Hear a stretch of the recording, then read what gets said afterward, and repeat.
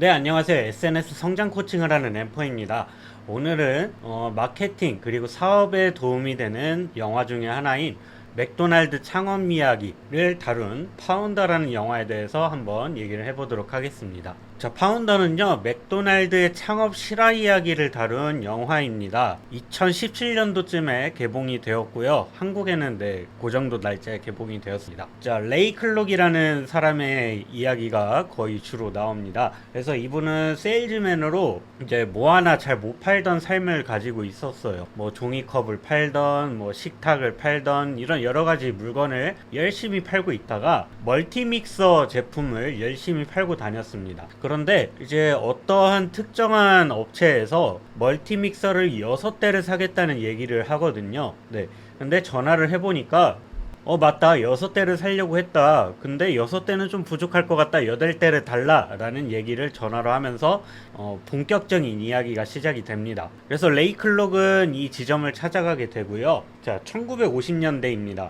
이 지점을 찾아갔는데 주문을 했는데 30초도 안 걸려서 제품이 나오는 걸 본 거예요. 때가 맥도날드를 처음 먹어본 경험을 가집니다. 그래서 여기서는 스피디 시스템이라고 얘기를 해요. 저희가 보통 말하는 시스템 자동화를 여기서 처음 구현을 해낸 거죠. 자, 레이 클록은 이 빨리 나오는 제품을 보고 이 시스템을 보고 굉장히 놀랍니다. 그래서 이 제품을 사기 위해서 전화를 한 맥도날드 형제를 만나게 되는데요.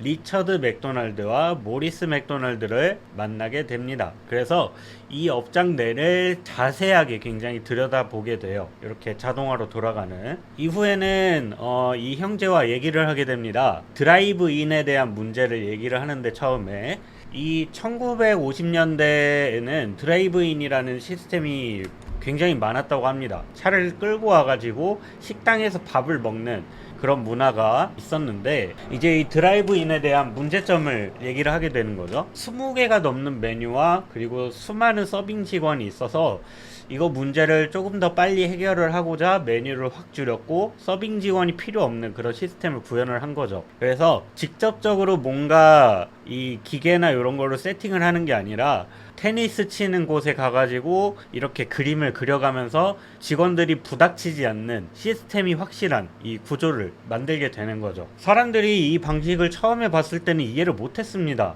서빙 직원도 없고 당연하게 서빙 직원이 있어야 되는데 서빙 직원도 한 명도 없고 차에서도 내리지를 않는 거예요. 이 드라이브인은 차에서 탄 상태로 이 서빙 직원이 제품을 갖다주는 그런 형태가 있었는데 그게 아닌 거죠. 그리고 제품을 갖다주면은 종이 포장을 먹고 나서 그냥 버려버리는 현상이 생겨버리는 겁니다. 이 형제는 그때 당시에 고민을 했어요. 이런 시스템으로 계속 돌아가면은 사람들이 여기를 잘 안 오게 될 거다. 이 방식을 버리고 예전 방식으로 돌아가야 되지 않느냐. 그러니까 드라이브인 형태를 얘기를 하는 거예요. 이 드라이브인 형태 방식으로 다시 돌아가는 게 우리한테 좋은 일 아닐까라는 얘기를 하면서 고민을 많이 하게 됩니다. 자, 그러면서 이제 이거를 주변에 많이 홍보를 하게 되고요. 사람들이 한두 명씩 이 시스템에 대해서 굉장히 편리하게 많이 느끼게 됐고 손님들이 조금씩 많이 몰리는 현상이 생깁니다. 자, 레이 클록은 이 얘기를 듣고 나서 집에 갔는데 잠이 안 오는 거예요. 잠이 너무 안 옵니다. 이거 너무나 획기적인 아이템이고 좋은 아이템인데 이걸 어떻게 할 수 있는 방법이 없을까 이런저런 생각을 해요. 그리고 잠이 오지 않았던 큰 이유는 이 예전 초창기에 만들어진 맥도날드 건물 디자인을 보고서 너무 확 본인한테 와닿았던 거죠. 네. 자, 다음날 갑니다. 레이 클록이 가가지고 바로 얘기를 해요. 프랜차이즈를 하자. 이곳에만 있기에는 너무 아까운 브랜드다. 전국 곳곳에 있어야 하는 브랜드다. 라는 얘기를 하면서 좀 더 진지하게 자리를 가지고 이야기를 더 깊게 해봅니다. 자, 근데 이 형제는 갈등이 좀 있었어요. 예전에 시도를 한번 했었나 봅니다.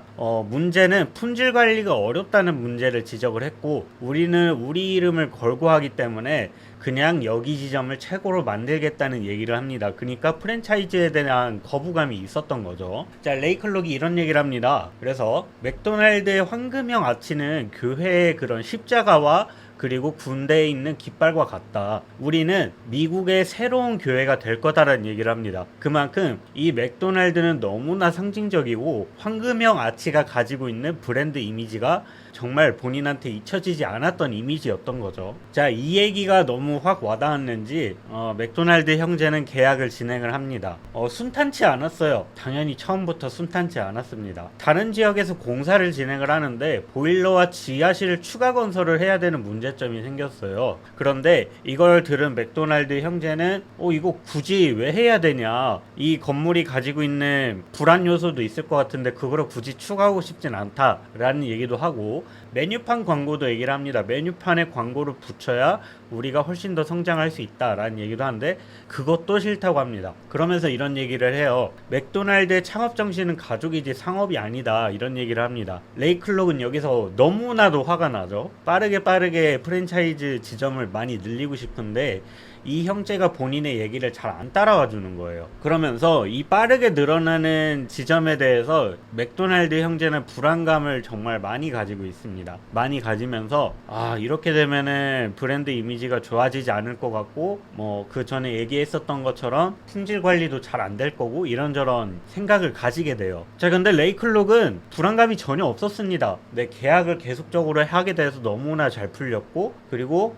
신문 기사에 데스플레인즈 지점이 있는데 거기가 맥도날드 1호점이 됐다는 소식을 맥도날드 형제가 들으면서 기분이 상당히 안 좋아지죠. 자, 또 어느 날 레이 클록은 이 형제한테 전화를 합니다. 계약 조건을 좀 바꿨으면 좋겠다, 배당을 변경을 했으면 좋겠다. 하지만 이 맥도날드 형제는 동료심이 없다는 얘기를 합니다. 그러면서 이 맥도날드 형제한테도 갈등이 생겨요.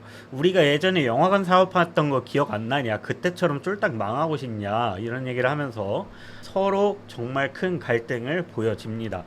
자, 레이 클록은 뭔가 수익이 어디서 잘 안 나는 거예요. 그래서 맥도날드에 대한 이 비용이 제일 많이 나가는 부분들을 하나하나 찾게 되는데요. 그 중에 하나가 냉동 창고였습니다. 이 냉동 창고가 있는 이유는 밀크쉐이크를 팔기 위해서 있는 건데, 이거에 대해서 또 형제하고 얘기를 하게 돼요. 자, 이거에 대해서도 또 고민을 가지게 됩니다. 그러다가 이제 레스토랑에서 밥을 먹다가 이런 얘기를 하나 듣게 됐는데요. 인스타믹스라는 브랜드에서 가루형 밀크쉐이크라는 게 있다는 거를 듣게 됩니다. 네. 그러면서 이 밀크쉐이크 얘기를 또 같이 하게 돼요. 이 형제하고. 이렇게 가루형으로 돼 있는 밀크쉐이크로 하게 된다면은 맥도날드에 있는 큰 비용을 더 투자를 안 하게 될 수가 있다. 냉동 창고를 굳이 쓸 필요도 없고 이거를 유지를 할 필요가 없다라고 얘기를 하면서 또 갈등이 생겨요. 이 맥도날드 형제는 밀크쉐이크를 직접적으로 만들어서 팔아야 의미가 있다고 생각을 했는데 이제 그거에 대한 갈등이 굉장히 심해집니다. 이게 비용이 너무 많이 나가니까요. 이거를 절대 포기를 못 한다고 얘기를 합니다. 자, 그리고 레이 클록이 이제 금액에 대한 부담감, 그리고 대출에 대한 것들, 집을 담보로 세운 것들에 대해서 와이프와 갈등을 하게 됩니다. 와이프와 얘기를 하면서 이런 부분에 대해서 왜 얘기를 안 해줬냐 하면서 은행에 가게 되죠. 네, 은행에 가게 되면서 이런저런 막 얘기를 해요. 난 이런 여러 가지 지점을 가지고 있는 사장인데 이런 거를 굳이 내 집에 보내면서 내 와이프가 알아야 되냐, 이건 개인 침해다, 이런 얘기를 하면서 너무나 화딱지가 많이 나죠. 그래서 옆에서 듣고 있었던 해리 소너본이라는 사람이 있습니다. 이 사람이랑 얘기를 하는데 그런 얘기를 해요. 아니, 지점이 그렇게 많은데 떼돈을 못 번다면은 뭔가 크게 잘못된 거다 라는 얘기를 길거리에서 하게 돼요. 그러면서 이 얘기를 좀 더 깊게 하게 됩니다. 자, 이때 레이 클록이 맥도날드 지점을 세우는 과정에 대해서 얘기를 하는데, 맨 처음에는 건축 대출을 받아서 건물을 짓고 장사를 한다는 얘기를 합니다. 이것보다 훨씬 더 많은 내용이 있어요. 그래서 이 소너본이 그 얘기를 합니다. 지금 사장님이 하고 계시는 거는 햄버거 사업이 아니라 부동산 사업을 하고 계시는 거다. 지금 햄버거 판매 배당으로는 사장님이 생각하시는 왕국을 건설을 하기가 어렵다. 지금 해야 될 일은 뭐냐? 부지를 구매를 해서 그 부지를 지점에 임대를 해야 된다. 당신한테서만 땅을 임대하는 조건으로 부동산 사업을 해야 되는 거다. 그리고 이런 멘트를 날립니다. 굉장히 큰 멘트인데, 땅이야말로 점주에 대한 통제권이다 라는 얘기를 합니다. 이런 얘기를 들으면서 레이 클록은 동시에 이런 생각을 합니다. 이렇게 맥도날드 형제하고 계속 갈등이 생기는 상황에서 본인이 하고 싶은 지점을 늘리는 것들에 대한 갈등을 해결하는 게 이 땅에 대한 통제권을 가지는 거, 그게 포인트라고 이 소노본하고 얘기를 하면서 번뜩이는 아이디어를 얻게 되죠. 자, 그러면서 레이 클록은 회사를 하나 설립을 합니다. 프랜차이즈 프랜차이즈 부동산을 설립을 해요. 자, 그러면서 이 맥도날드 형제하고 또 갈등을 벌이게 됩니다. 어떤 얘기가 오가냐면은 이 형제하고 계약돼 있던 사항에 대해서 얘기를 하는데, 아니 프랜차이즈 부동산 설립을 하는 거는 우리 계약하고는 안 맞는 거 아니냐, 그거를 왜 굳이 만드느냐라고 하고, 레이클록은 이 계약사항, 그때 계약했던 계약사항하고는 아무 상관이 없다, 내가 내 회사를 따로 설립을 해서 활동을 하는데 그게 무슨 문제가 되냐 라는 얘기를 해요. 사실 맞는 말이거든요. 이 맥도날드에 대한 거를 계약을 한 거지, 뭐 따로 회사를 설립한다거나 그런 계약을 한 거는 아니기 때문에 이 맥도날드 형제는 그렇게 별말을 안 합니다. 그러면서 레이클록은 이런 얘기를 해요. 자네의 권한은 문과 바닥에서 끝난다. 그러니까 이 맥도날드라는 브랜드 안에서 실내에 해당되는 부분에 대한 권한이 당신들의 권한이다. 그 외의 권한은 나에게 있다 라는 얘기를 하는 거죠. 그러다 보니까 이런저런 갈등을 겪게 되고, 결국에는 이 맥도날드 형제는 회사를 매각을 하는 수준까지 옵니다. 그러면서 이런 얘기를 해요. 우리 비법이 정말 그렇게 좋고 훌륭하다면은 왜 우리의 비법을 훔치지 않았느냐 라고 얘기를 했어요. 레이클록은 아이디어를 직접 훔쳐서 직접 장사를 했더라면 분명히 실패를 했을 거다. 내가 생각했을 때는 중요한 부분은 여기 안에 있는 그 시스템, 체계가 중요했던 게 아니다. 나는 그 맥도날드라는 이름이 중요했다라고 얘기를 해요. 그때 당시에 그 맥도날드라는 이름이 왜 중요했다라고 생각을 하냐면은, 보통 무슨 햄버거 이런 브랜드명이 되게 많았다고 합니다. 이런 브랜드명이 너무 흔했던 거예요. 그래서 나는 이 맥도날드라는 이름이 가지는 그 중요성이 너무나 좋았던 거죠, 브랜드명이. 그래서 결국에는 맥도날드라는 브랜드를 레이클록에게 판매를 하게 됩니다. 회사 매각을 하고, 레이클록은 이 맥도날드라는 브랜드를 곳곳에 세우면서 엄청난 수익을 벌어들이죠. 자, 그래서 이렇게 파운더라는 영화를 소개를 해드려 봤습니다. 제가 봤을 때도 너무나 좋은 마케팅 그리고 사업 관련 영화였고요.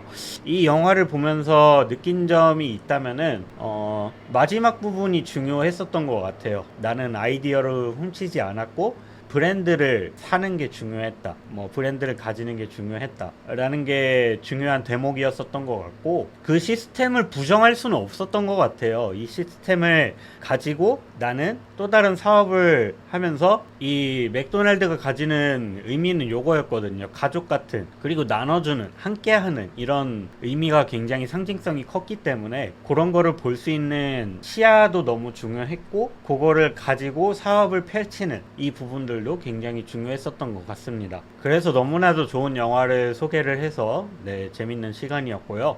혹시나 이렇게 비슷한 영화가 있다면은 저한테 추천을 해주시고, 제가 또 다음에는 이런 영화를 소개를 해드리는 시간을 가지도록 하겠습니다.